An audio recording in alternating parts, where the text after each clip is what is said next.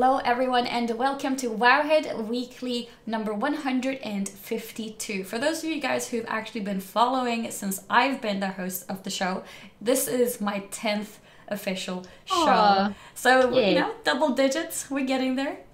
Lots of shows, Yeah. been really fun. Congrats. Yeah, for those who don't know, I am Annie, or Annie Fuchsia. I'm a full-time streamer on Twitch, and nowadays you find me on Wowhead on this show, together with my lovely co-host, Perculia. Hey everyone, I am the site director for Wowhead. If you're just familiar with Annie's stream and don't really know what I do, I oversee a lot of the content on Wowhead, so the news and the guides and the features we do, and I both write a lot of the stuff and also help oversee the guide writers and developers that work on the features which you use, like the dressing room or the talent calculator. And I've been here since the very start, so this is my 152nd show. So yeah, I like doing this every week and just being able to connect with all the people who use the site and explain what's going on Wowhead and new features we're doing and how that relates to the news and data mining. And yeah, it's a good time to like connect and feel good. So Yeah, yeah, 152. That's a long time. yeah, that's like Warlords of Draenor beta, I think, is when we started. Yeah, that's awesome. That's awesome. One day I'll reach that number. One day. Yeah, we'll get there. We reached double digits today. One day we'll reach the triple digits as well. Yeah. We got quite a few things to cover today. We got some Allied Races updates. We also have some story spoilers, including some Alliance side of things. And we have some things to do with the live servers as well. Before we jump into that stuff, I would like to show a highlight of a tweet. Not a tweet. Why do I always say tweet? I think I said that last week as well. So for those who don't know, we pick a comment on YouTube, which I am trying to find here. We pick a comment on YouTube with a question. The question can be about anything, and if we pick the question, we will read it out to you. So if you're interested in being picked for a question in the future, just respond to the YouTube video and we will possibly pick your comment. I see that there's something to do with a giveaway. Do you want to talk about that as I find this picture? Yeah. So we have, since SAS is back, we are doing our usual giveaways. And this week's giveaway is brought to you courtesy of Zam Videos. Zam is Wowhead's parent company, and we run a bunch of other sites. And they have a Facebook page now with lots of general gaming videos. So to enter the giveaway for a Blizzard mount or pet bundle with keyword ZAMVIDS, ZAMVIDS, just go and follow their Facebook page, which is the same thing, ZAMVIDS, and you'll have lots of fun gaming videos on Facebook.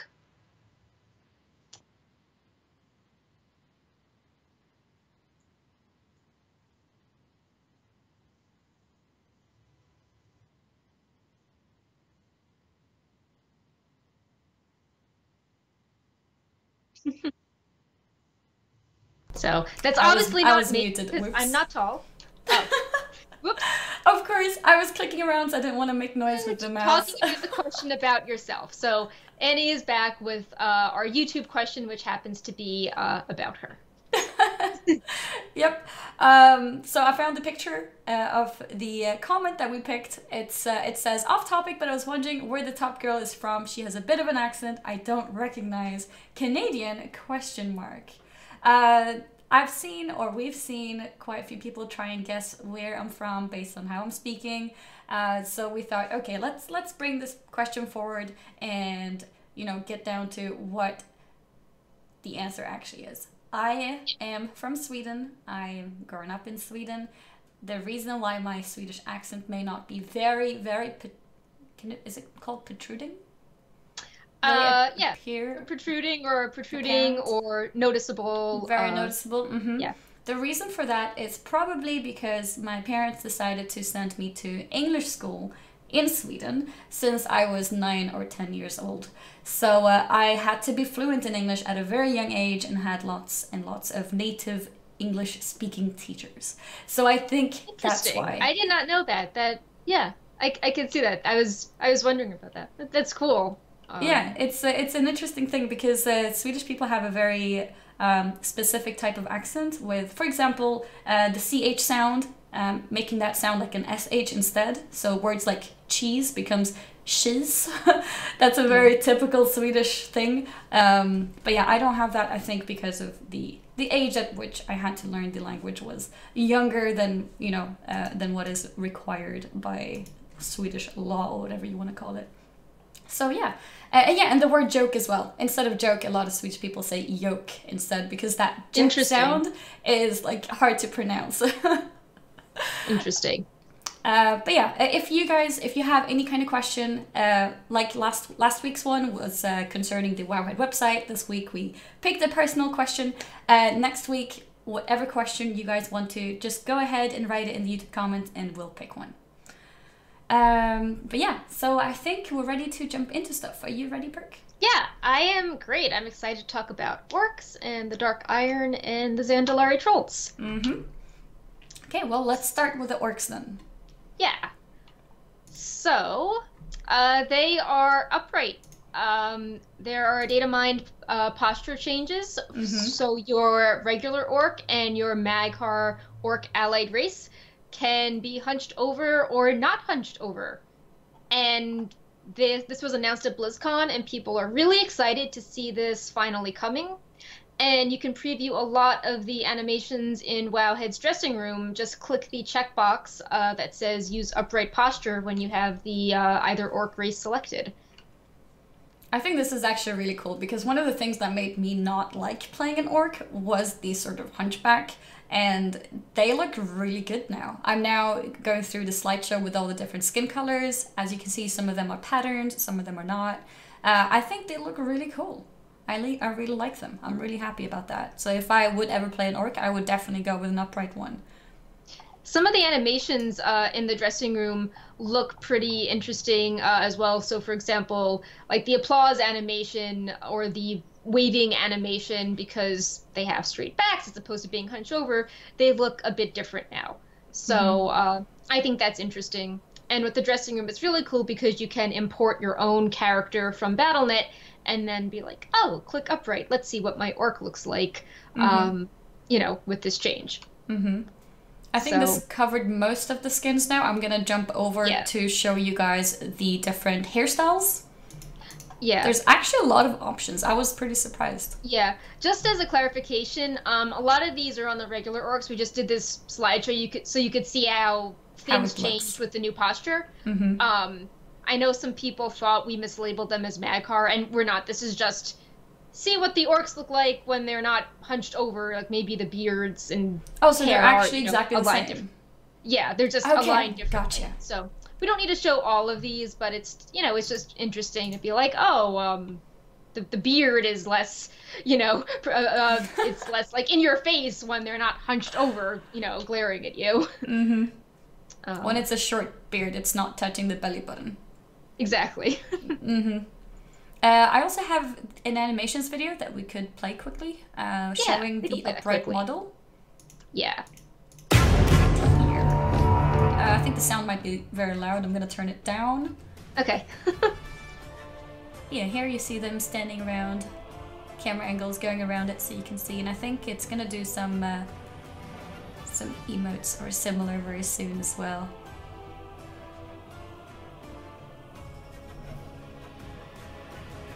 Yeah, I think the sound should be good now.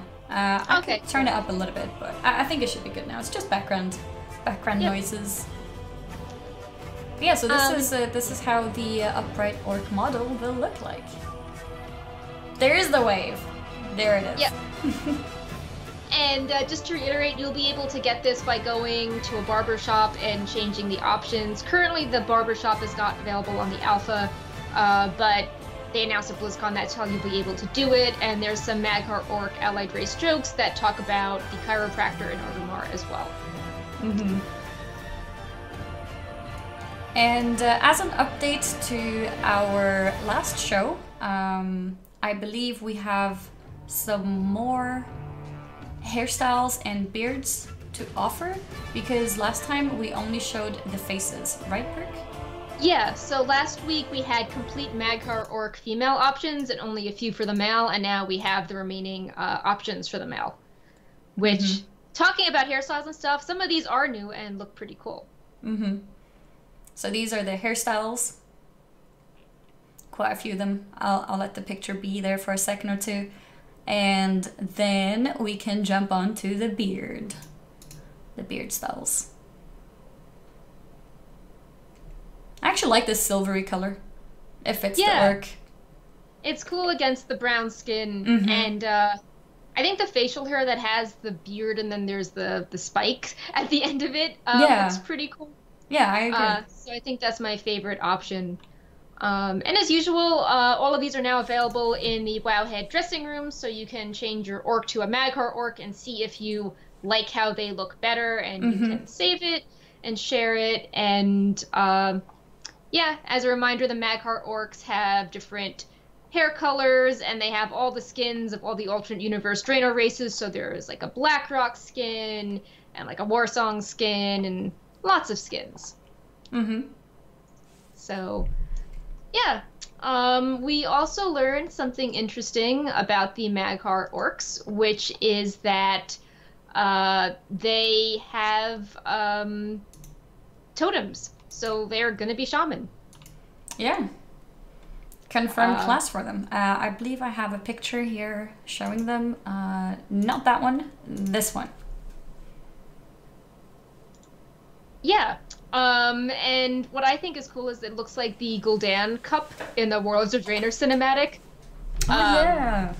It's funny because the life one is green, so it's like, oh, is this Gul'dan's actual cup that he's doing stuff with? I'm gonna AFK a sec. I'm just typing because I realized I put autoplay faults on the main page. Okay, no worries. Wowhead, but not the teaser, so I just want to change that quickly, so it's a better experience for our users. Sorry about that. No worries. I think no worries at all. I put it one place on the site, but not two. The end. Okay. But yeah, and speaking of totems, we can also move on to, unless there was anything else you wanted to mention about the Magcar orcs. No, just that the totems were pretty interesting. And the Horde symbol is also interesting because it's like, well, did they originate the Horde logo? When did the Horde logo come into existence? Because they were all off on alternate Draenor, but they have Horde on their stuff. So, but yeah, I just think they look really cool and high resolution. And I love how it's the throwback to the cup that we see. So yeah, and on the topic of totems, we also have some other totems to show you guys. With the next allied race, the Dark Iron Dwarves. So, here they are, which I believe now confirms Shaman for Dark Iron Dwarves as well. Yeah, so we are missing the water model, but we have air, earth, and fire. And there's also a data mine shaman NPC called the Dark Iron Earthbreaker who's wearing shaman armor, so it seems likely that they're going to be shaman. And these are also really cool because they're like little anvils with stuff on top. The fire one perfect for little dwarves. The fire one is so perfect. Yeah, I love it. I actually love these models. They look really good. Really fits like the whole dwarf like idea of being like a smith. It's amazing. I really like them. Yeah. Another cool thing is that prior to this, based on some interviews, people got the vibe that only the allied race paladins could be for the Alliance and the shamans for the Horde. And if the Dark Iron can be shaman, then people are once again hoping that, oh, like maybe the Zandalari could be paladins in the future, even though the storyline hints that they won't be, you know, right at launch. So people are just hoping for more class flexibility. I know people would like to see Lightforged Shaman as well at some point because the Draenei were the first shaman race. And like a golden puppy would be really cool. They could do a cool, unique visual thing with that. Wait, can Lightforged Draenei's They can be shamans, right? No? No, they can. But oh, wow. I didn't know that. You that. would think that they could be because of how, like, you just associate the Alliance Shaman with the Draenei as the, iconic race from Burning Crusade. I actually thought they could. I had no idea. No, like, there could be a golden puppy, and then there could be totems, but their totems are all golden. Yeah. Like, be good opportunities. Yeah, I think that would... Oh, wow. I had no idea. Is there a reason for that? I think when the whole thing of, we want the original allied races to have the classic class distribution, I think it came up in response to people asking about the Lightforge, and then people started panicking. They're like, oh my god, we'll never have Horde Paladins or Alliance Shaman. But then they went against that with giving Shaman probably to Dark Eindorfs. Right. So people are now hoping that maybe there's hope after all. Yeah. Okay, I had no idea. Yeah, golden totems. That would be awesome. Yeah, or a Ghost Wolf, Golden Ghost Wolf. That would be cool. Yeah. Very good point. So, yeah, not too much to say about the Dark Iron besides that we have totems. We still don't know a ton about them. Like, we don't know their mount, and we don't know the other classes besides Paladin, but this is still a pretty cool update in its own right. Definitely. And still on the topic of totems, this one might be old news. Is the Zandalari one old news? It is old news. I just wanted to include it in that post for being like, hey guys, like the 3 new allied races have cool totems associated with them. Yeah, because I thought I had seen them, but I just wanted to make sure I introduce it correctly to you guys so you don't get confused. Like, hey, new totems. Wait, I've seen this before, I think. Right. Yeah, so just to give you guys a refreshment in the memories, these are the Zandalari totems as well. Yeah. And they are definitely conferred shaman. Yeah, sorry. They are cool transition. They are confirmed. Yeah. And yeah, speaking of Zandalari, we could now go into the topic of them. First of all, I've seen already people mention it like multiple times in the chat here, on Twitter, everywhere. Yes, the Druid feral form has now been confirmed, and we will show you them right here. Yep. So I think they're continuing with the whole sort of dino feeling to being a Druid, and I think I actually like this form. Like, at first I was a bit like looking at it with a bit of a question mark. I wasn't sure what I think of it. It wasn't negative like the way that I felt about the Boomkin form, but the more I look at them, the more I like them. I think they actually look really cool. I want to see them fully animated. Yeah. Because the tail? Like their tail, like it's very rigid, and they look very like I don't know, like taxidermied right now. They don't look like cuddly cats. Yeah. But I think the creativity is pretty interesting. I think it would be cool if that creativity could be applied to more races, though, because I don't know, it's like every other race has a version of a cat, but like Zandalari are a dinosaur. And they definitely have gotten a lot of love. I do like the colors. I think the tusks on all the dinosaurs with tusks to me are hilarious. Like, it can't just be like a dinosaur cat. It has to be a dinosaur cat, but with tusks and golden bling on it. Oh yeah, the golden bling right there. Yeah. The front paws, or the front feet. Or what do you call them? Yeah. Front hands? Paws. Yeah.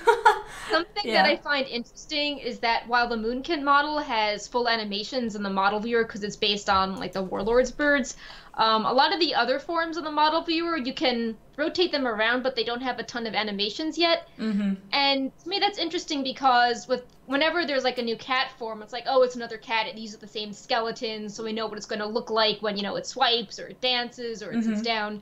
But these are like totally different creatures. So I'm curious to see what their attack animations are going to look like, because it appears they're not going to move the same way as, cats and bears do, because they're not cats and bears. They look totally different. Yeah, that's true. The animation would have to be completely different. Yeah, it's not like an artifact skin or something. Like, it has to be completely redone. Yeah, so I'm really curious to see what these are going to look like in action, even just doing their basic attacks, or like, what do they do when they dance? Or, what do they do when they sleep or sit down, or, do like their silly emotes. So I'm really curious to see how these develop. And then I guess if you have unlocked the artifact skins for Feral like now and during this expansion, you can probably transmog into them. So maybe you can be a Zandalari and look like an actual cat. Who knows? Probably is going to be possible. But then again, maybe why would you want to do that? Maybe there could be some glyph of become a cat for Zandalari. Oh yeah, that would be funny. Yeah. But yeah, I think Zandalari is getting a lot of love with all these unique models. I think it's really cool. Yeah, it's also building the Alliance versus Horde faction where people are like, oh, like the Horde has orcs, and now they got upright orcs, and now they've got dinosaurs, and like, where's my Alliance equivalent? Like, the totems are cool, but there's definitely a lot of Horde allied race updates in the show. Well, the thing with Zandalari is like the Zandalari style in itself is like a huge plus. So they could they could make anything. Yeah. Like it could be like, I don't know, like a new transmog hands or something, and it's got a bit of golden bling on it, and that's automatically gonna look so much better than any Alliance glove piece. Yeah. Speaking of bling, for the final allied race update, they upgraded the blue Zandalari allied race tattoos to these really cool gold intricate ones. And I really like them. Yeah, I think they look really fun, and they blend in with their armor very well. And their armor is also very exposed, so these tattoos would be shown off well in addition. It reminds me a little bit of the Lightforged Draenei. And I've seen a lot of Lightforged Draenei with the body, the golden painting, with together with like a golden transmog that shows a lot of skin. And you could do probably something similar with these as well. They look really cool. The only thing that I miss is with some of the old blue ones, there were tattoos on the legs, and that's missing. But this is nowhere near final. Like, I remember with the High Mountain Tauren, the males didn't have tattoos at first, and then it was only red tattoos, and they added in the green and blue options, so maybe more are on the way. Yeah, that's very possible. I'm gonna give you guys a quick reminder of how the blue ones looked. I've got pictures here. So you can't see any leg parts on that one specifically. Yeah, I'm just going through the male and female counterparts. I was showing the golden male. There we go. This is an example of where there's some patterns even by the feet or like by the ankles. So I think they're probably gonna bring those and add them into the golden ones as well. Probably just a work in progress. And just to quickly show you guys the female versions as well. Here they are. There's also only 2 options instead of 3 for the females, so it would be nice if they, added one more option just to have the same customization available. Was it only 2 even in the blue versions? Yeah, it just seems strange how it's like, well, can't you just take the same tattoo styles and put them on? Yeah, exactly. So maybe one's buggy for some reason and they're working on it. Yeah.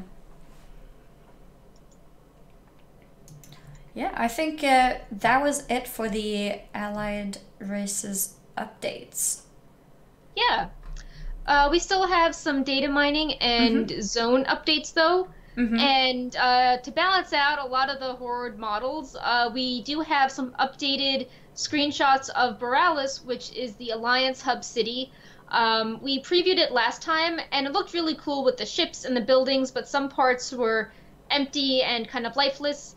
And the city is still not done, but they've expanded a lot of the marketplace and Proudmoore Keep, and so far it looks really cool. I'm liking the vibe from it.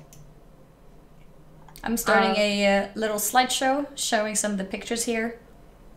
Yep. So I think with the start, we'll first see the marketplace, which has a ton of goods and flags, and there's little port town details like. There's fish for sale, but they're on ice. There's a bookstore, and the books have illustrations from steamy romance novels on them. There's a lot of famous paintings we've seen around, like Dalaran and Suramar, so it makes sense that, they're trying to trade expensive things. There are a lot of, I think in the slideshow after some of these buildings, we'll also see Proudmoore Keep. There's a gathering area, and it was kind of unfinished before. And now there's this really beautiful floor that's depicting Kulturas inside of a compass rose. So you've got like 3 green islands and then a blue globe and then little points in gold, which I think is really befitting Proudmoore Keep. A lot of buildings now have furniture inside, and it's not just generic furniture, but it's like a bookshelf in the shape of a boat, or captain's wheels, or a chest of drawers that has a treasure chest lid on top. And all this adds, I think, so much character. And the furniture is really nice. Like there's pianos, there's upholstered chairs, there's really comfortable red couches in a pirate's den. I really like that. Yeah. And the final thing is that there is a crazy cat lady, Catherine Morgan. She is holding a fat cat in her arm and surrounded by 3 more cats. And they all have the new cat body types and textures in Battle for Azeroth. There is no longer just one cat body. There is a regular cat and a pudgy cat and cats with fat tails and thin tails and all sorts of body types. So that's really cool. I really like that. Yeah. Yeah. Giving love to random cat models. I think that's awesome. Yep. Also, I didn't put this in the notes, but I went to the city in the evening, and I think they're still working on the lighting because a lot of the city doesn't look too great, but if you go to the marketplace in the evening, all of these strings, the flags and stuff, they're all lit up with lights, so it's cool how, you know, things light up at night, and then during the day you don't see them. Yeah. But yeah, so far I really like the area. There's, like, all sorts of things for sale. It really feels like a bustling, well-to-do port city. So, yeah, I'm hoping they can expand it even more, because some parts are pretty dull, lacking people, but other parts are pretty cool. Yeah, yeah. I really like Borealis. The underground pirate lair in red is pretty cool. I'm not sure if it's in the slideshow, but there's one picture on Wowhead that's like the entrance to the underground pirate lair, and there's all sorts of unique posters on the wall. So it's not just oh, you know, here's a piece of parchment. It's like, oh, here's like a goblin silhouette or a human pirate on there. So I think all that detail is really immersive.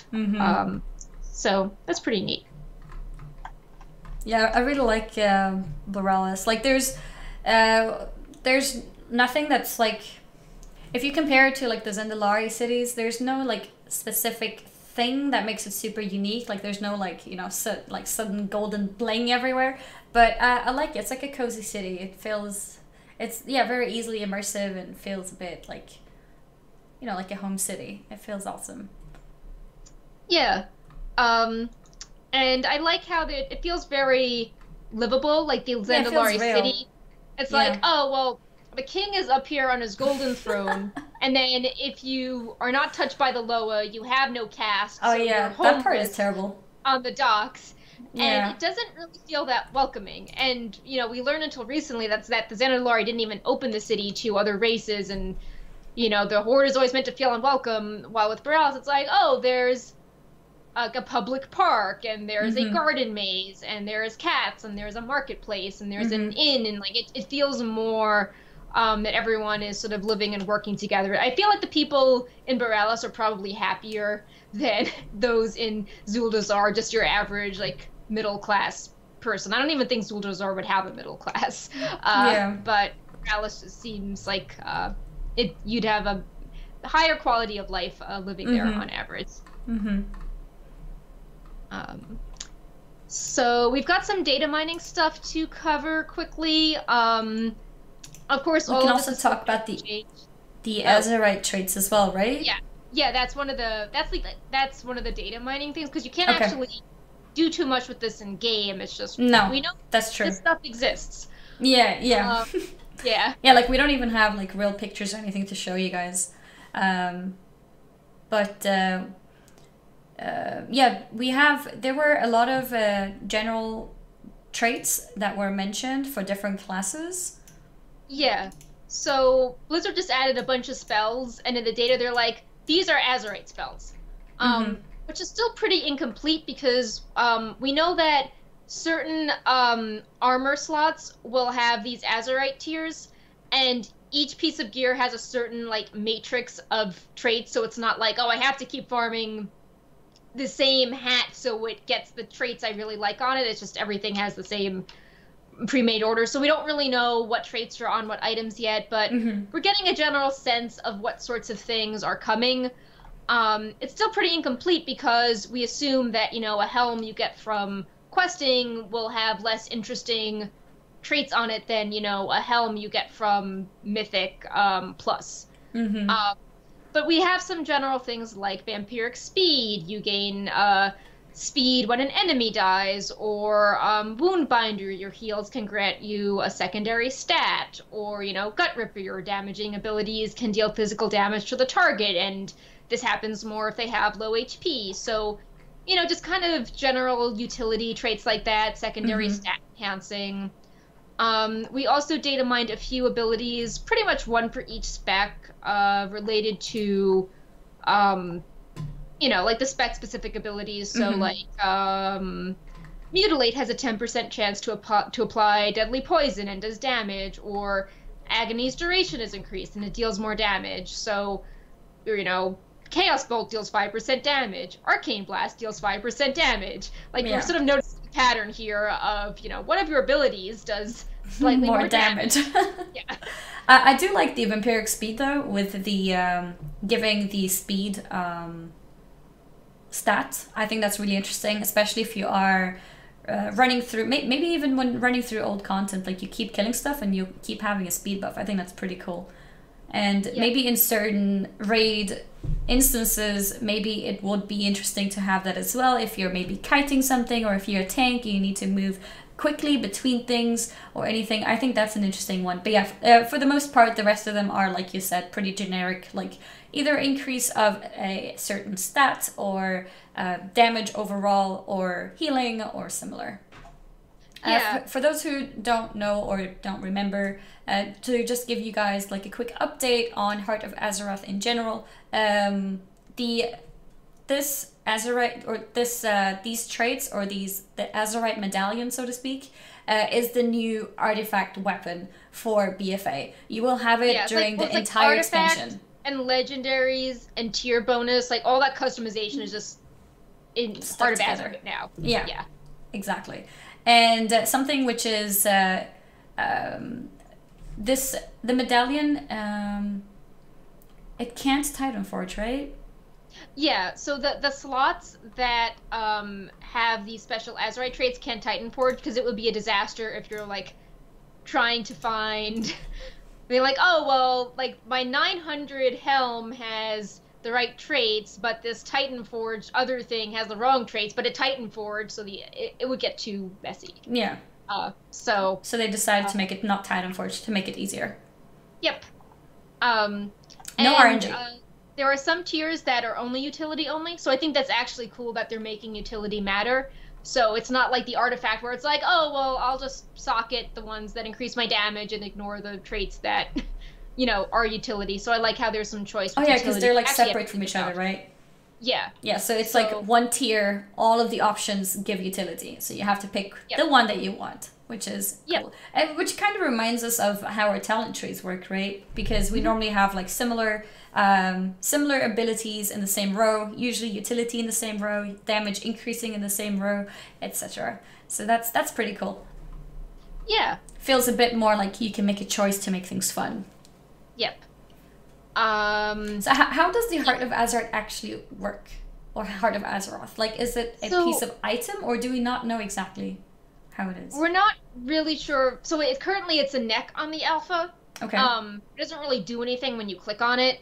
And you'll passively get Azerite as you do things like quests and islands and raids. And as you get more Azerite, it passively unlocks tiers. So like if you're at Azerite level 10 and you equip a helm, it's going to say, oh, well, look, you're 10. You already have these things unlocked. You don't have to like grind up Azerite and then spend the Azerite to get the trait. It's just your Azerite cumulative level determines how many things you can unlock on any piece of armor you loot related to that system. Which I do like how it's just passively giving you Azerite, so you don't have to like You know, sometimes when you forget to use your AP items, you got like Right. a bunch of them and you're just sitting there like clicking, clicking, clicking. I Exactly. remember keeping thinking like, oh, why can't they just add that? You know, the Kane's book in Diablo where like Yep. you click it once, unlocks all your legendaries or discovers all your legendaries. Like I wanted that for AP so many times because I just forgot to click them and then suddenly I've got like 30 of them. And Yeah. that's cool. That's cool. Just passively collecting Azurite as you're walking along, killing things or doing quests. I think that's awesome. Yeah. We also have the usual class changes. I mean, of course, none of this is set in stone, Mm-hmm. but fire mages have some talents that may remind you of some old legendaries. Marksmanship hunters got a few new talents. Demonology warlocks had a huge talent shuffle. Mm-hmm. Things changing rows. All of this is in Wowhead's talent calculator.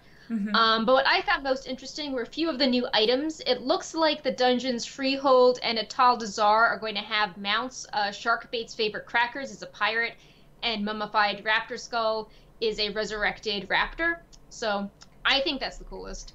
Yeah.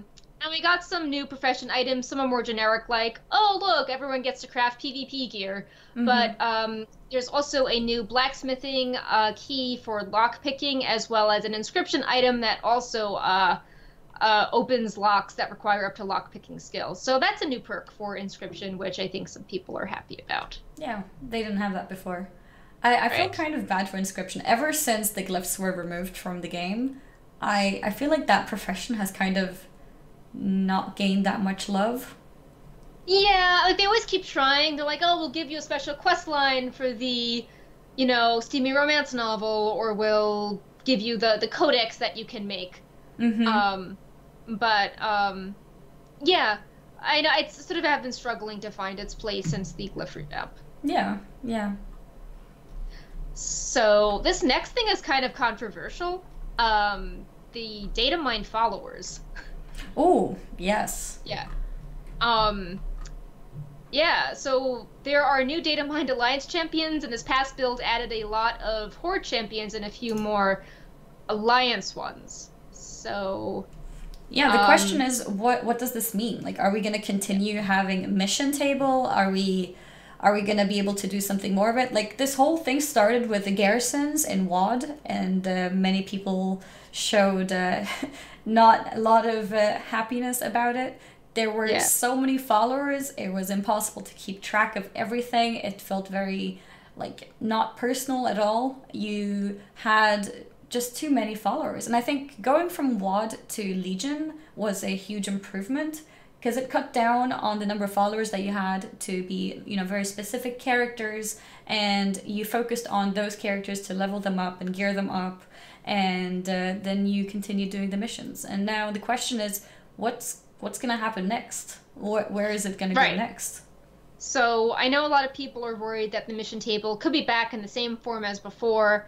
And we don't really know what's going on yet. We just know that in the data there appear to be champions or followers that are famous characters like Renzik Shiv or Gazlo, Rexar, Lillian Voss, some of the Nightborn, Falstead. So a lot of people are speculating. They're like, I don't want this to be the exact same thing. And I believe at BlizzCon, they were asked and they said, oh, we're not really thinking about the mission table right now. And people assumed that to mean it was like never going to be a thing. But I don't know. I could see maybe these being part of war fronts, like, people trying to help their faction or. Oh, yeah, good point. Might be a part of Warfront. Or, maybe combat champions. Like, I know there are those inscription scrolls where if you use it, you get like a contract with a follower, and then that you gain reputation with a faction. But I don't think Blizzard's going to use the Legion Order Hall system in BFA, although I do think that the Legion Order Hall system was an improvement over Warlords. Like, it was less in your face, and it felt less essential that you had to be doing all the time. So I'm interested to see where this goes. I mean, who knows? Maybe they could be something with islands. Like, maybe you don't have someone, you only have 2 people, and you can get a champion to help you out, I don't know, do stuff in the island. I'm just throwing stuff out there. I have no idea. Yeah, I think I really like the improvement between WoD and Legion. I'm not sure if I would want the Legion version to still be there for BFA. I guess we'll see. But yeah, one of the major differences was, for me at least, the number of followers. There were just too many in WoD. Like, Right. I still log in sometimes and I notice I've got so many followers that are still not like max and item level, and I'm just like, I just get overwhelmed and then I just, leave the mission table. Whereas Yeah. with the new one, I could focus on, getting them all to 950 and giving them their each slot of what's that slot called? Like the different extra abilities. Oh yeah, their equipment, like The equipment, it's like, yeah. oh, now they're legendary, so they get like even more Yeah, slots, that yeah, type of yeah. thing. It was okay. It was manageable, for the Yeah, and the brain to companion take it app really in. helps too. So you could just do Yeah. it on your phone as like a little mini game and then put Mhm. it aside and not to be Mhm. like, well, I have to do this or else I can't get this important content or, Yeah. toy or loot item Mhm. or whatever. Mhm. I speaking of mobile, this is very off topic, but I Okay. really want pet battles. I I really know. want pet battles on mobile. That would help so much. There's so many pet battles to farm, and it's just hard to do that in game because there's so many other things to do. But if you could do pet battles on the run, I think that would be amazing. I do Yeah. understand that pet battles are not very popular, so it's probably not worth the resources to put it there. No, But I it's think like, they're, I don't know. They whenever there's like a holiday, like the trainers do well on Wowhead, so yeah. and like on my phone, like I play Pokemon Go on my phone and if I pass by a gym, I'll battle it as I'm walking around, so Mm-hmm. I could see doing pet battles or I don't know, do WoW Pokemon Go and, catch Pepes and little Outside. right paws and stuff outside in the world. They just announced a Jurassic Park version Oh of wow, Pokemon really? Go, so Oh maybe there could wow. be a WoW version. Who knows? Yeah, I feel like with I almost said the Pokemon battles, the pet battles feel like they have the natural UI for it already to be on like a tablet. So it would be Yeah. awesome if they could like integrate it somehow, especially the PvP one. Like I don't know about you, but I've been well, I've kind of given up at this point, but I wanted to reach the 5,000 PvP battles, and it's Yeah, just taking that one's so so tough. long. Yeah. It's a lot more uh, likely that I would do it if I'm on the run somewhere, just on the phone, on the train, on the bus, or whatever. I think that would be awesome if we could have pet battles on the run. But yeah, sorry for the off topic. I just thought about it because of speaking of mobile stuff. I think it could be Yeah. interesting to make the mobile more usable, which the mission table on there, I think, definitely did for a lot of people. Yeah. So for our final beta topic, we have some story updates. So this is going to Mm-hmm. be the spoiler mute section of the show. Yep. Um, Sign us up. so, Boom. Yep. All right.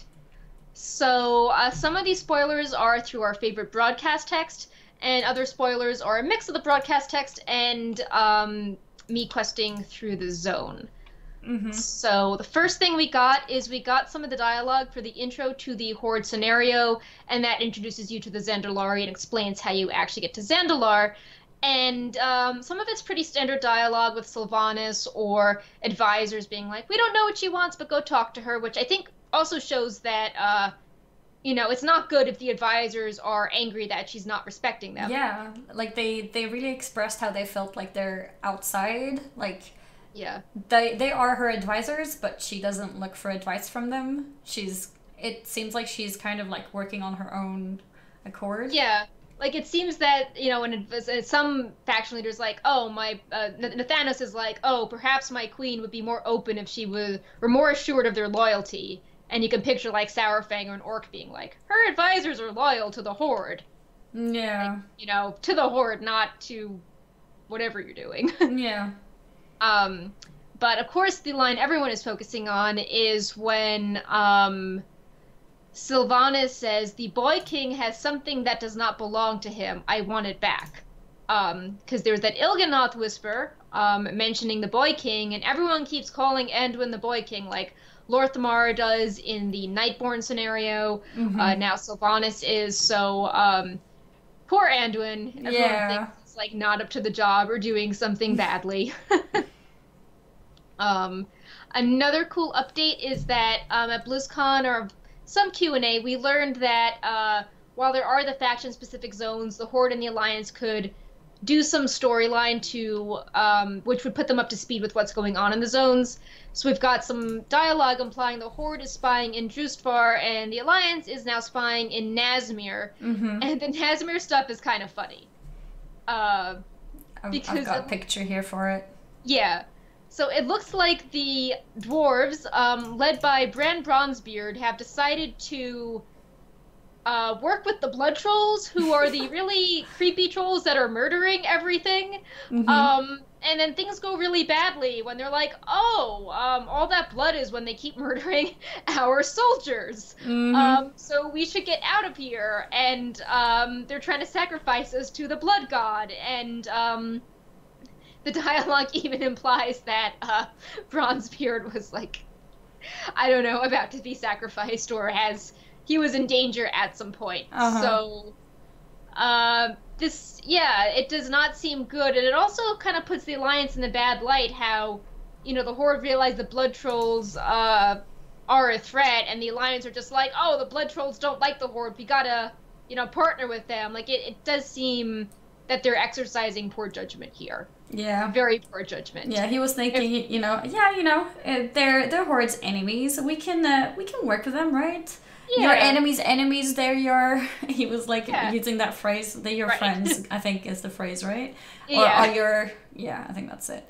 But yeah, as they could see with the spying, it was not the best of ideas, because they are very different to what they are used to on a daily basis with their sacrificing and similar. It was just too brutal. Yeah. So for our biggest spoiler, this was a mix of me questing through Tierra sound and then looking at the broadcast text. What we found through questing is a situation which seems to parallel the Horde situation, in which we have a ruler and then an advisor which betrays and tries to kill them. And then we later learn that the advisor is working with Queen Ashara in some form. So what we've got through questing is Lady Priscilla Ashvane. So before all this, we have Jaina, who reached out to her mother asking for naval assistance.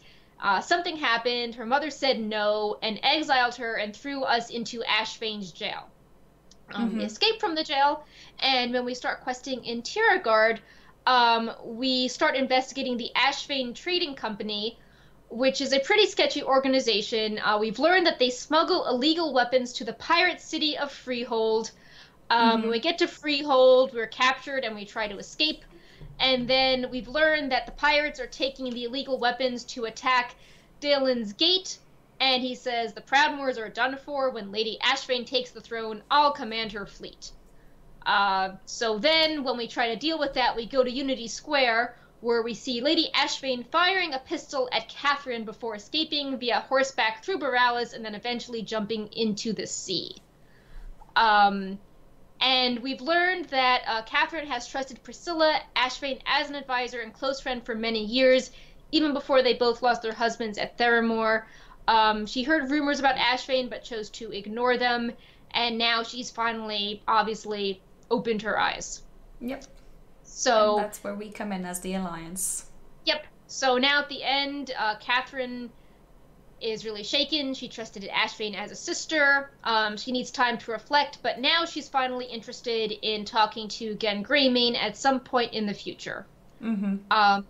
So that's where the Alliance storyline ends. It's not as satisfying as the Horde storyline in Zuldazar, in which after Rastakhan has the coup, he tries to, we nurse him back to health, and he tries to fight against Zul, and it's this dramatic showdown. So maybe we'll get the Alliance version in maybe that's split up among zones. But, the zones do parallel each other. Yeah, definitely. And then through the broadcast text, we learn more about that showdown.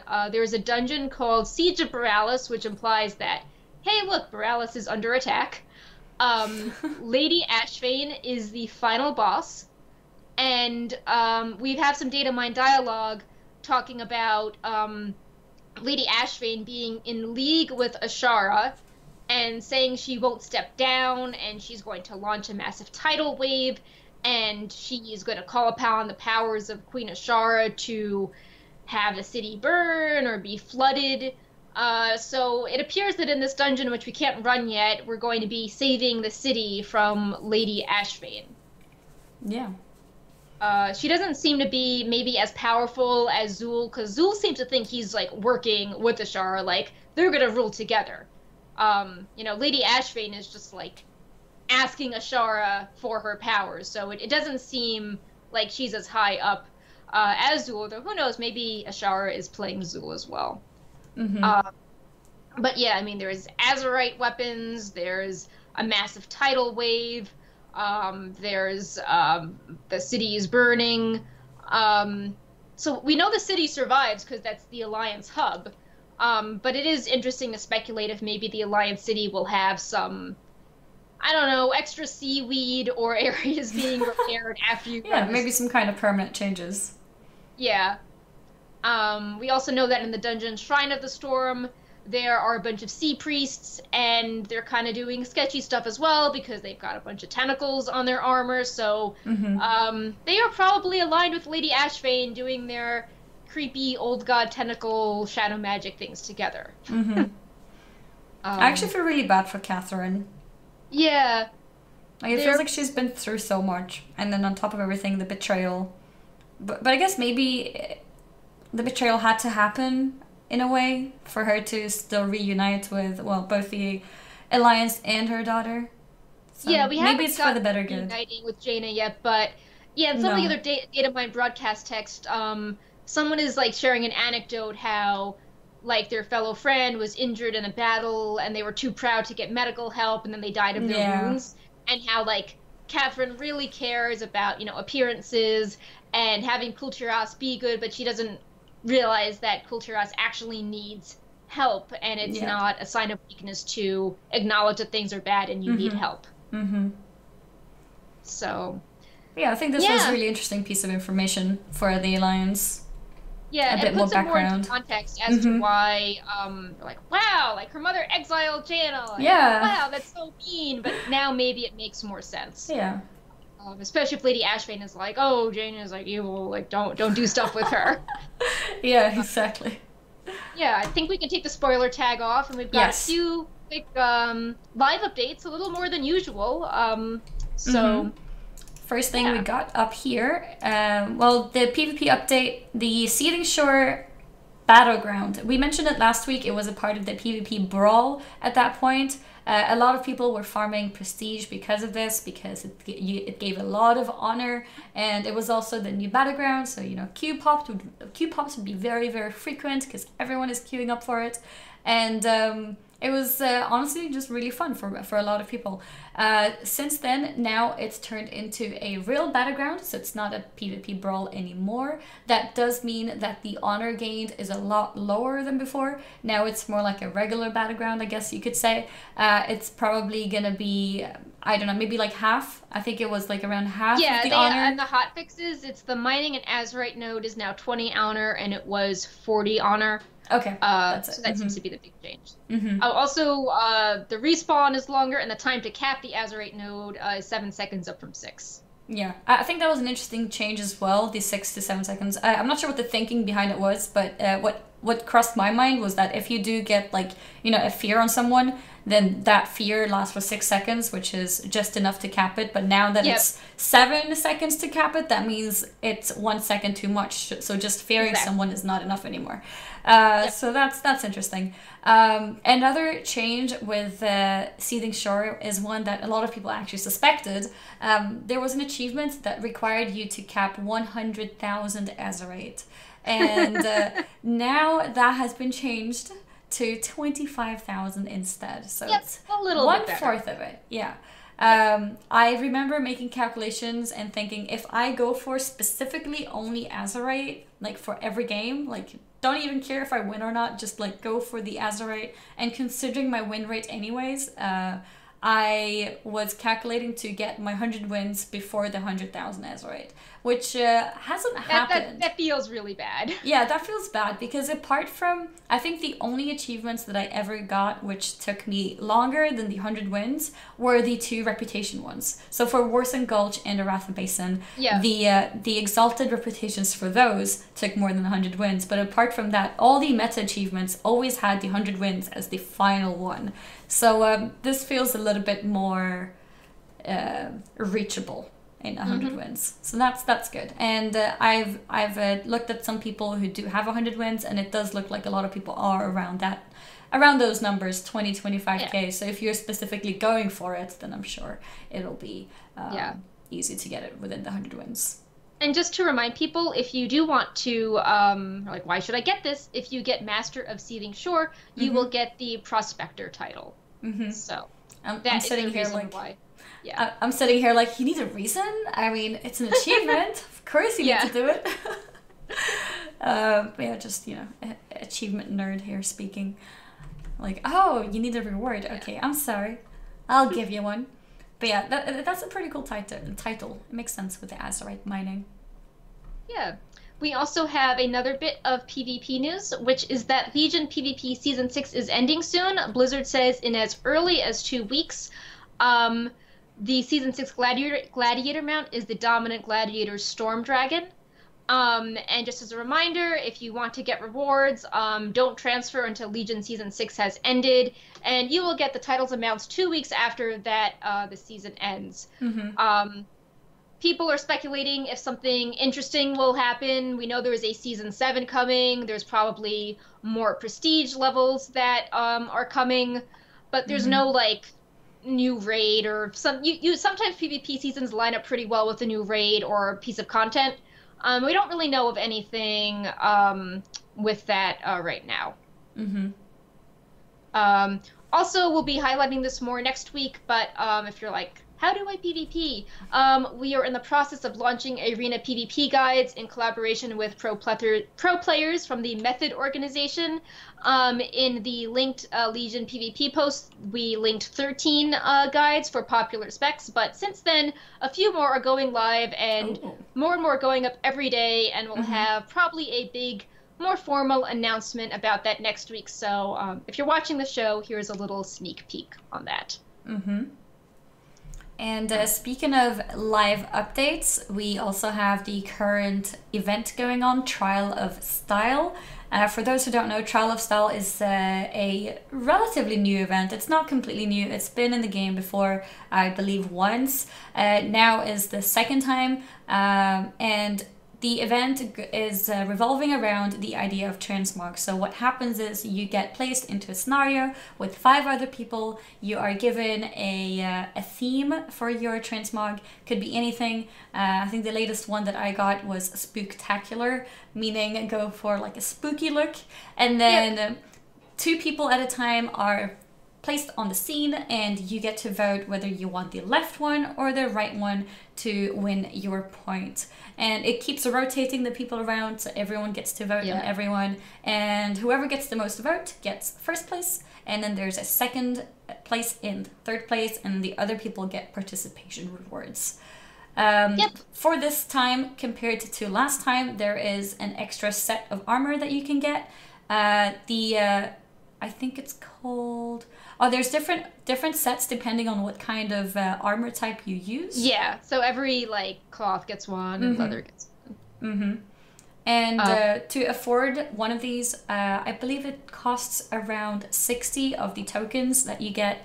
And if you get a participation reward, it gives you around 10, I believe, maybe 12 of those tokens. If you win, you get around 50. Yeah. So if you win once, like first place, and you get one of the participation rewards, that would be the fastest way of getting it. So 2 games. The slowest way would be getting the participation reward every time, and that would take you 6 times to get the whole set. And well, there's 2 sets in case you didn't do it last time. You may want to get the old one as well. The old ones are kind of... They're basically identical to Burning Crusade armor sets, which is like... Well, if you like transmog, you probably already have these. You probably... At least the Season 2 ones, while they were They were recolors of like incomplete sets. So for example, there's like a recolor of Battle Gear of Might. There's a recolor of the Oblivion raiment. Formerly, I think we just had the shoulders, and now we have the full set. So people, if you like Transmog and you were always like, I like the set, but it never had boots, a few of those sets are now complete, which is nice. Yeah. There are also new stage decorations. So if you want to add more flair, there's a Trial of Style dance floor, flames, and a spotlight also with tokens. And most of the styles from last year are the same, but they added 3 challenges, so you can get the Zen option, Magical Modeling option, or the Spooktacular option. And if you need any inspiration, we've added these styles to Wowhead's dressing room and outfit filters, so you can go to the database and be like, hey, let me see all the unique sets people have tagged as Zen, and build your stuff from there. And if you're in there and you realize that you just got the tabard theme, which I noticed at some point, and I was like, wait, I'm not even wearing a tabard, so I can't even transmog it. There is an actual vendor in there who sells both tabards and shirts for you in case you need it for your transmog. Yeah. And also someone pointed out that losing is 15 tokens. It might be. My number was just an estimate. Yeah, I think it varies. So like you can get 11 or 15, but something around there. You have to run it. I just went for like the lowest numbers so that you know that it won't be more than 6 losses is your worst case scenario. It might be 5. You're probably right. Just gave an estimation. This next bit of news is kind of a blast from the past, but it was pretty interesting how Duncan Jones' latest project, Mute, was released. And as he's the director of the Warcraft movie, there's the usual press junket where people, ask questions. And of course, everyone wants to ask about Warcraft and the challenges of, doing a large film with so many people involved. He had some interesting things to say about it. Kind of sad because there's a lot of frustrations working on it, but it's always interesting to hear what people say, especially when they have more distance or hindsight from the project. It sounded like they had some issues with like the official companies as well on top of everything. Yeah, he was saying it was studio politics. Legendary had a turbulent period. They were with Warner Brothers. Then they left and they joined Universal. Then they were sold to Wanda, which is the Chinese conglomerate, and they lost a lot of their producing staff. They also had to work with Blizzard, who was very interested in branding, but the game brings in the money, not the movie to Warcraft. So the movie was kind of not as important top priority as the game. He called it a political minefield, and it was really heart-wrenching, and it felt traumatic at the time. So that's really sad. Yeah. But he did say that when asked about a sequel, he's like, it's really strange because Chris Metzen was proud of Warcraft, and he was proud of Warcraft, and it feels ambitious and true. But it's not apparent if a sequel will be made. So yeah, it's like really sad. Yeah, reading all these texts or comments from him was kind of mind-opening. Whoa, that's actually a good point. How does it feel working for a huge company or a huge company's movie where the movie is actually not as important as their main thing? That's yeah, it also crazy. Seems strange because I feel like Warlords of Draenor was meant to tie in with the movie back when the movie had the earlier date.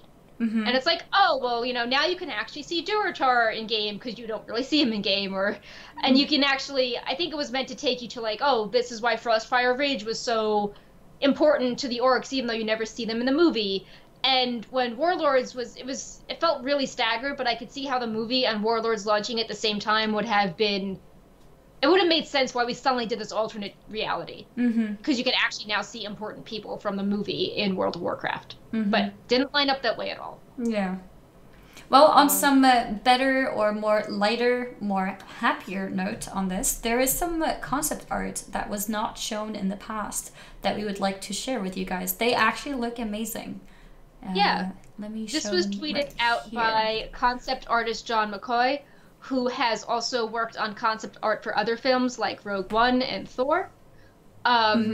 And I checked the official art book Beyond the Dark Portal, and many of these were not in there, and they're gorgeous. And Yeah. I wish they had used these as the promotional materials instead. Like for the US, we got this really weird like sports sci-fi. I don't know. It was weird. Like they mislabeled the Alliance and the Horde in some pictures, and this is gorgeous. Wait, even mislabeled? Yeah, they were like, you know, see Alliance versus Horde and like Orc versus Orc fight. There was like really strange photoshopping jobs. It was, I don't know, it was not good. Yeah, that's really sad. Don't have anything to do with it or Blizzard. It was really strange. So let's do that. But yeah, these concept arts, like, they look amazing. I really like them. I know some people were like, oh, why is Dalaran flying in the sky? It wasn't at the time, and that's actually a change I'm more okay with, because to your average World of Warcraft player, they're used to Dalaran being in the sky. So I'm actually okay with that, and I think that the concept art looks amazing, and I see why they wanted to do that to be visually striking. And I wish that was actually on a movie poster, because that would really draw me in. Yeah. Instead, you know, it was like weird paintball picture, so. Yeah.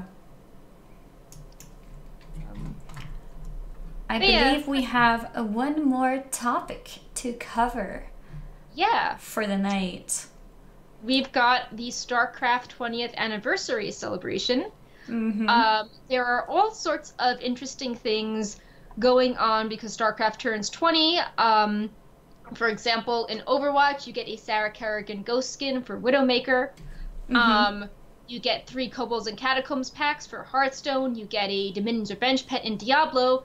And the controversy is that if you salute one of the Starcraft-themed pets in World of Warcraft, you get the Salute to Starcraft Feat of Strength, which seems kind of smaller than here's a free skin for logging on to Overwatch. I'm actually very surprised. So when I first heard about this, I was like, okay, I guess they're just not doing like major rewards anywhere. But there is a pet in Diablo. Like, Diablo gets a pet. Why don't we get a pet? Especially when you compare it to what the Diablo 20th anniversary celebration was on WoW. Like, now I understand that, like, Diablo kind of, you know, inspired WoW, and, like, many people who worked on Diablo worked on WoW, and maybe the environments make more sense than, you know, a futuristic spaceship.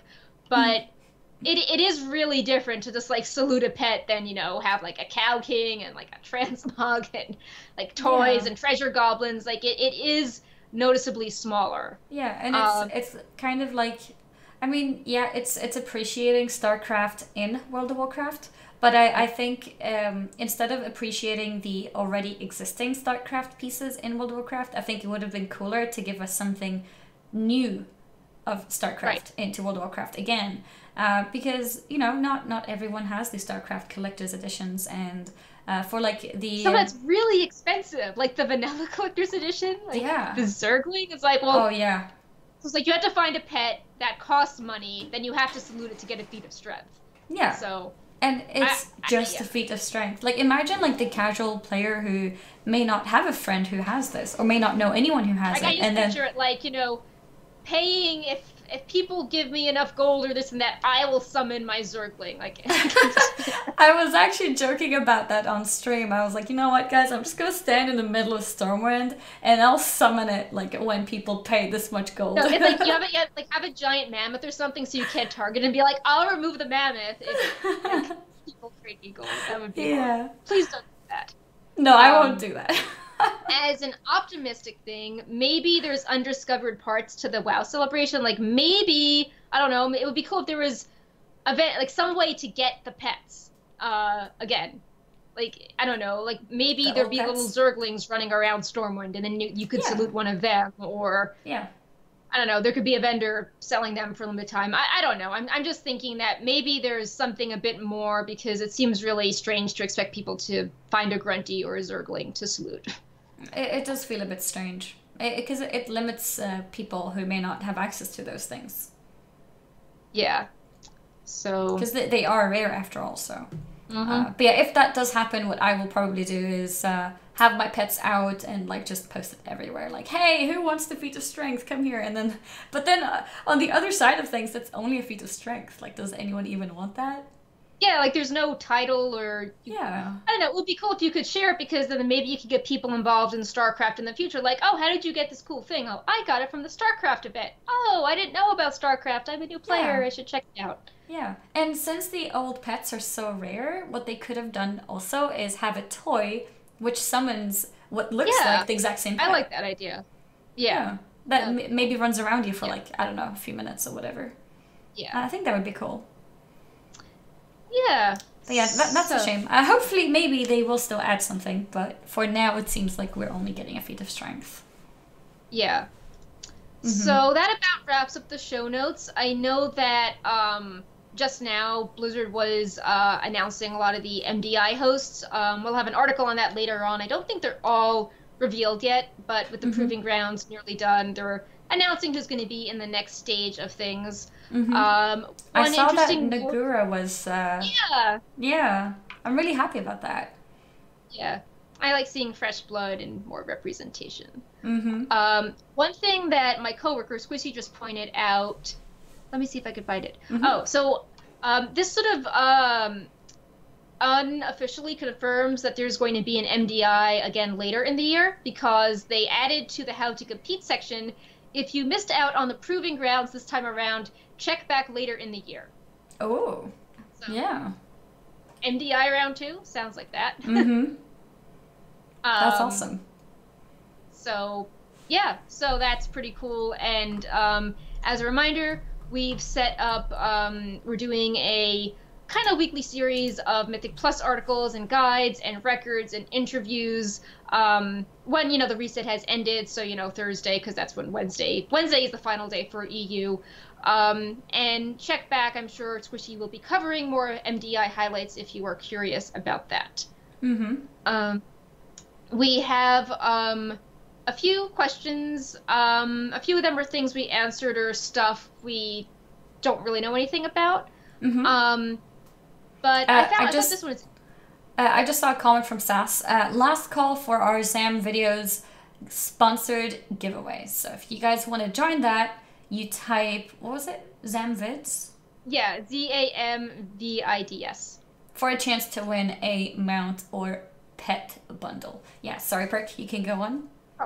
Almira Zakiri says, can you discuss your opinions about Kulturon Druids as opposed to Zandalari Druids? There is a Kulturon Druid NPC in the alpha. Do you think they're the next Druids for the Alliance? And will they get new forms like Zandalari Trolls? So I'm really glad you asked that because one of the articles I had drafted was speculating on them because I too noticed that they are actually in several places in the alpha. I think the questline isn't just for, but there are people like siding with the woods magic to fight back against the evil lumber corporations in Tieragard, and I think I think that's quite possible, especially with the Horde getting a lot of druids. Yeah. And we have a lot of like really creepy trees that I think could work well as Kulturon druid forms. Do you see Like creepy trees? Yeah, like the Kulturon, like it's like the Wickerman, they've got the weird spikes coming out of their hair, like the mouth that looks like it's screaming. And we found some. Let me see if I can pull this up quickly. One sec. Let's see. Mm-hmm. Oh, apparently I made a mistake. It's not mount or pet. It's mount pet bundle. So you get the mount and the pet. My bad. I said it wrong. Seeing if I can find this quickly with the data mining, but it's not just like the tree people. There's like tree kitties and stuff like that. So like tree bees. So they look like cats, but they're made out of twigs. And I could see that being a thing. Yeah. I could definitely see that, especially because Worgen are druids. So yeah, I could definitely see that coming. And I think it was also interesting how in some of the quests the druid shapeshift forms, and you have to have a strong connection to nature in order to shapeshift. So that implies that it's not just, oh, look, it's an NPC that's wearing druid armor set. It's, oh, this person has a pretty serious connection if they are able to, master shapeshifting. I can't find the models quickly, but I don't know, maybe I'll do a post tonight or tomorrow morning, highlighting what no we worries. And then we can show it next week. So if you are if you can put in the work, you can check in the article yourself. If you don't want to put in the work, you can watch the show next week, and we'll show it to you. Yeah. Also, I need to verify this, but just as an interesting FYI, Haru SOS says, FYI, you can buy the collector's edition pet in StarCraft 2 now via StarCraft in-game loot. So, yeah, I'm not super familiar with StarCraft, but apparently that's still a way to get it. I also believe that the collector's edition is somewhat discounted right now. But, you know, there's still the fact that these pets are not super common. I think it would be cool if there was, like, Zerglings all over Stormwind, and then you could find one of them and get it. I think that would be, I don't know. And I don't think to celebrate a game that you should need to buy it to enjoy it. I agree with that. Like, it feels a bit wrong. I think you should be given something as a celebration for fun. For example, like a temporary pet or something. Yeah, like with Overwatch, it's like log in and you get this beautiful skin. It's like, okay, well, I would like I want a skin too. Like log in and get a Zergling pet. Like, you know, I don't know. Yeah. Three-colored Zergling pet I'd be cool with. Yeah.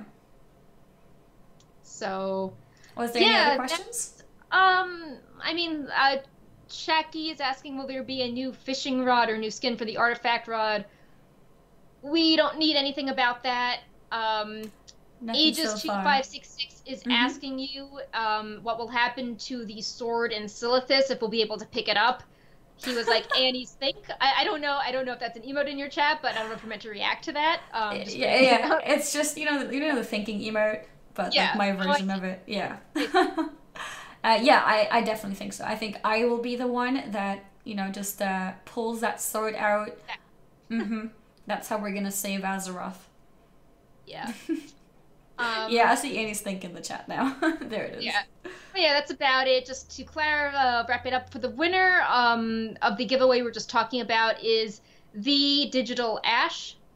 As mentioned, this is sponsored by Zam Videos. They do little cool videos for all games. They might be starting up some, you know, WoW videos on nostalgia or things like Druid forums, little, you know, fun Facebook procrastination videos, if you're interested in that sort of thing. I can see that the Digital Ash has actually responded, so that means we have a confirmed winner. So congratulations on your new mount and pet. Congratulations. Yeah. I think this pretty much covered everything, unless there's any more questions. Yeah, that's about it. I also know some people were like, oh, this was going on during the Nintendo Switch, so... Yeah, maybe thanks for everyone who was watching us in spite of, you know. Oh, Nintendo. Wait, was there like a new... Okay, I had no idea. Yeah, they were announcing new stuff. Okay. Yeah. Well, thank you guys for hanging out with us despite of that also happening at the same time. Yeah, sometimes different shows clash. It's really hard to, you know, make sure that nothing clashes at all, especially when there's so many other good shows around. But hopefully, I think, speaking of time, actually, we had discussed a couple weeks ago about changing the hour to an hour earlier. Since then, there were some emergency schedule changes. So because of that, we kind of didn't get into that yet. Like, for example, we had the... Yeah, like last week, I was like, oh, I'm taking the Wowhead team to see Blizzard Entertainment. Yeah, like they were busy at Blizzard headquarters. Yeah. So because of that, we decided to just do the regular time for now, which is 2 p.m., right? Yeah. 2 p.m. and for me, 11 p.m. But in the future, we do want to change it to an hour earlier. We just wanted to make sure to keep the normal time for now to not confuse people too much with all these different timings. And probably next week or the week after, depending on how it feels, we will change it to 1 hour earlier. Yep. That's gonna be the change. Make the Wowhead weekly to weekends. Weekend feels a bit... There are shows on the weekend too. So I also feel, I mean, I don't know. I feel like you don't want to feel like, oh, the peachy... It's cool to feel like, oh, you know, yesterday we just added this to the beta and now we're going to talk about what we just added. So it's not a delay. But, you know, we're always open to think about it.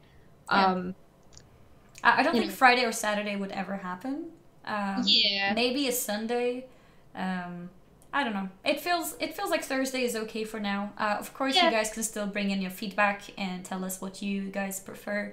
And if there's enough interest to change the day, then maybe we will. But for now, I think it's also okay like if there's something with Blizzard or guests, I feel like more people are around during the week. Yeah, you know, that's during true work as well. hours. Yeah.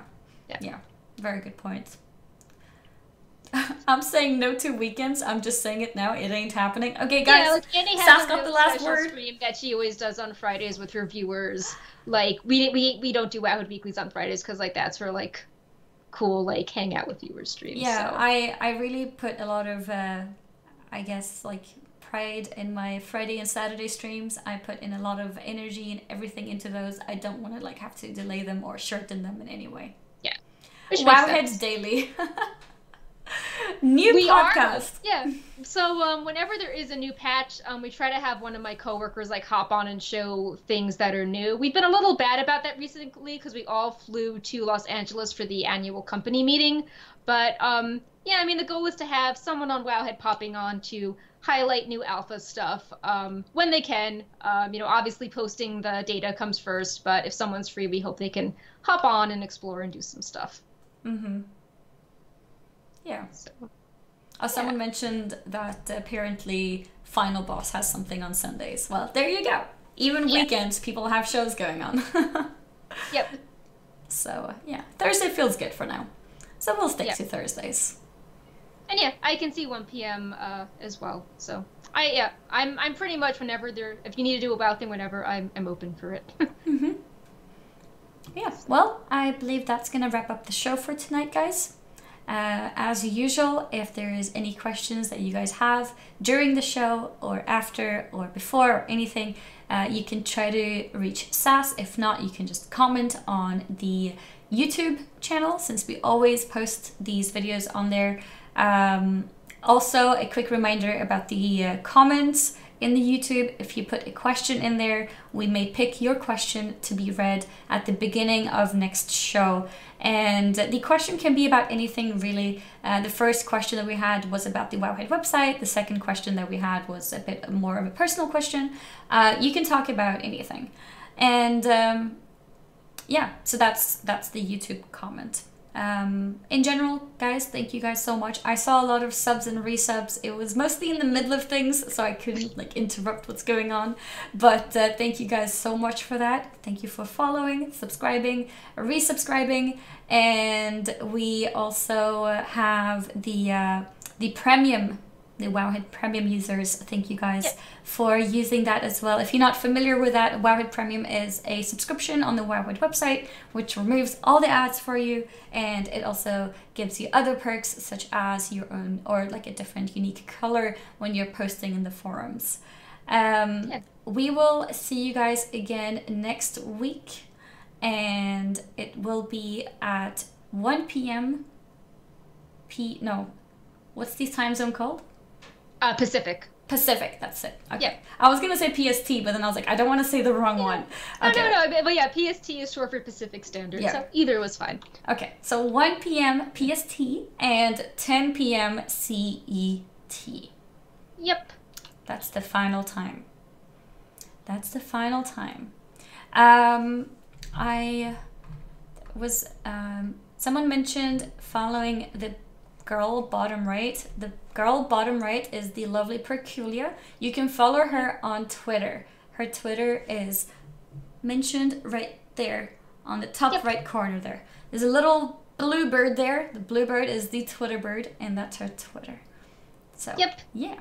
It's daylight savings next week. Oh. Ooh. Oh yeah, so we lose an hour of sleep. I think so maybe does EU and US move at the same time? I don't know. That's what I was thinking. I think we might not be changing at the same time. Yeah, there might be an 8-hour gap instead of a 9-hour gap or something like that. Yeah, so, we need to double check that. We'll we'll let you guys know on Twitter. So if you just follow any of us Twitters, like I normally tweet the show out. Perk is normally there as well with the retweets on both the Wowhead Twitter and her own Twitter. So just follow any of us, or even better, follow all three of us, and then you won't miss the show. yeah. Well, that was it for us for now, guys. Thank you guys for watching. I hope you guys had fun. One last shout out to the people watching from the Wowhead front page. Hey guys, we are on Twitch. In case you're wondering where is this video playing from, we're on Twitch. If you missed the show this time and you want to be a part of the chat, don't be afraid to join us next time. Yep. Good night, everyone. Yep. Or good evening, or good morning. Good afternoon. Good afternoon. Yep. We'll see you guys next time. Yep. Bye-bye. Bye.